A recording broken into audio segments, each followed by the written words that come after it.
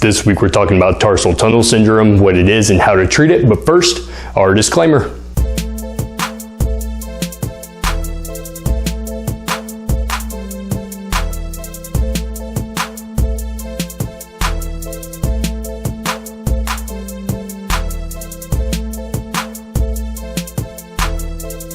Mike Matthews, physical therapist here with the PT411.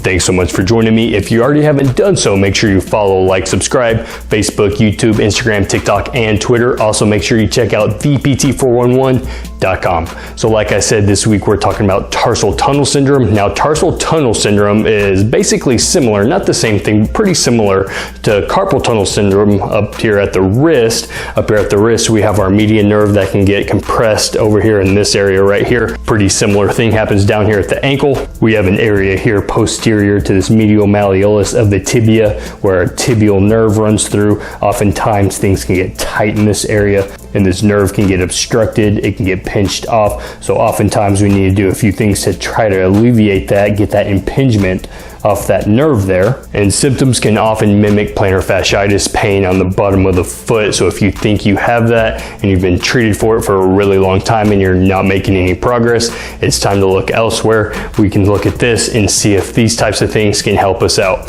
Oftentimes it'll often be associated with other symptoms as well, not just pain down there. It can be pain in other parts of the foot as well. We can also have numbness and tingling also.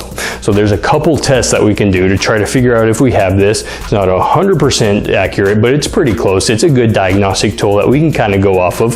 So the first thing that we're going to do is called a Tunnel sign right here. And for this one, we're just going to take a finger, just go posterior to that medial malleolus back a little bit right here, and I'll switch hands so you can see what I'm doing. You're just going to tap it in that area. You can be pretty aggressive with this. Tap it for a little bit, see if it reproduces any of those symptoms that you're having in there. And the other test we can do is a slump test. We're going to put tension on that nerve going all the way up through the sciatic nerve all the way to our spinal nerves up here. First thing we got to do is sit down. We're going to start off by extending our foot here. We're going to pull our toes back towards us. We're going to dorsiflex back as far as we can here. From there, we're going to slump down and bring our head down here.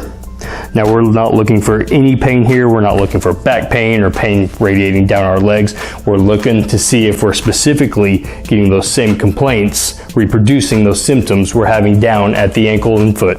So straightening out here, dorsiflexing here, slumping all the way down here, putting maximum amount of tension on those nerves, going from your spinal nerves down your sciatic nerve until it bifurcates off into that tibial nerve down lower there.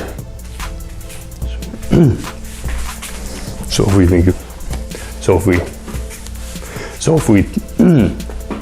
we think we have this, after doing these tests and going through our symptoms, if we think we have this, there's three things that we can work on.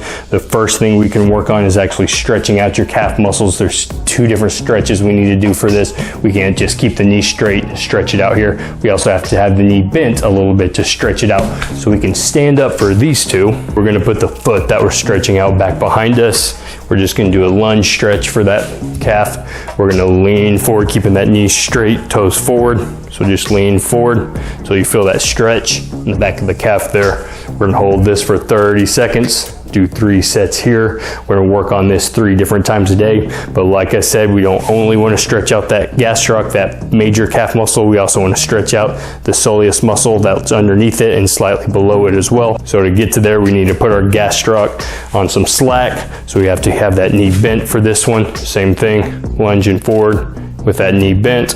Now you're going to feel that stretch down a little bit, maybe feel it a little bit more in the ankle there. So just lunge there, same hold, 3 times 30 seconds, 3 different times a day.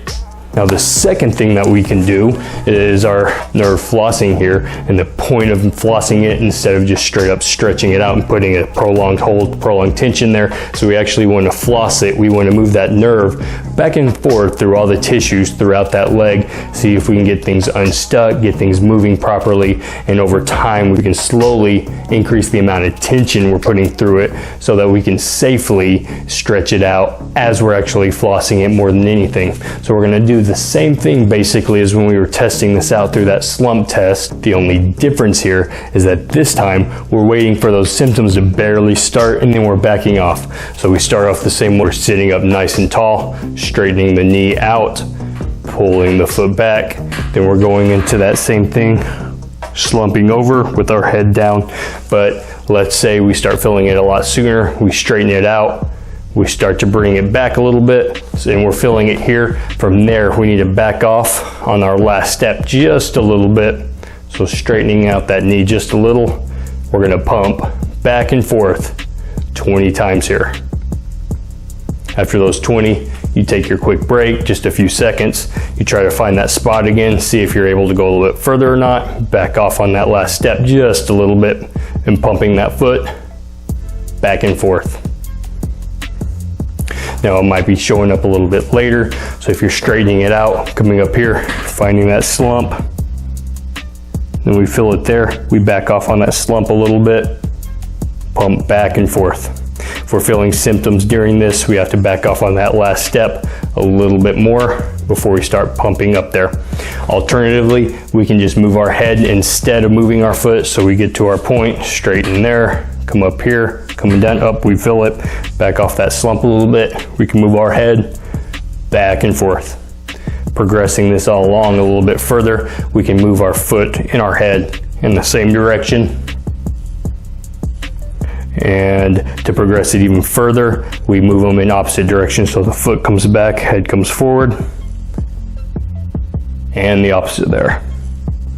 The point is just slowly over time, as the symptoms allow us to, we try to take it a little bit further and further. This can take just a couple of days to progress this. This can take weeks to progress as well. Big thing is we always listen to those symptoms. Let the symptoms tell us when it's time to progress this, or if we need to stay put where we're at. And like I said, we're doing 2 sets of 20 each time we do this. Same thing as the last exercise. We're doing this 3 times a day.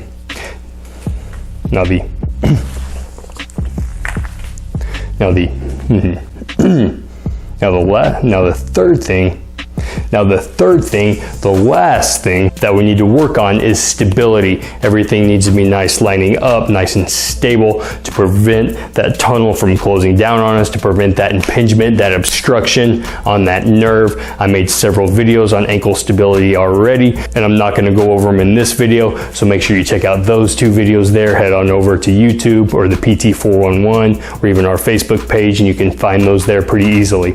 But the reason being for that stability is when that things are nice and upright, things are nice and lined up properly, we have a nice big opening for that nerve to pass through, so communication can work its way up to the brain and back down to all the muscles, so everything is nice and feeling just right. The problem is when we lose that stability, when we're standing or walking, typically it turns into something like this. That foot falls inward when we lose that arch, and it puts a lot of stress, a lot of stretch, and can obstruct that nerve right there, and it causes this problem that we're talking about here. So we keep things nice and stable, get this nice and upright here, keep these muscles nice and strong and healthy. That'll help out quite a bit. But the biggest thing about that stability is not just making sure those muscles are nice and strong. That's only going to get us so far. We actually have to make a habit change. So each and every time we're standing or walking, we got to make sure that we're not letting that foot and that arch collapse in. We have to make a real conscious effort. It can take a while for that to become our normal habit, our normal walking pattern. And it also might slow us down quite a bit until we get used to it. But once we get that, we've got it, we've changed our habit, and we're getting everything nice and neutral and nice and aligned.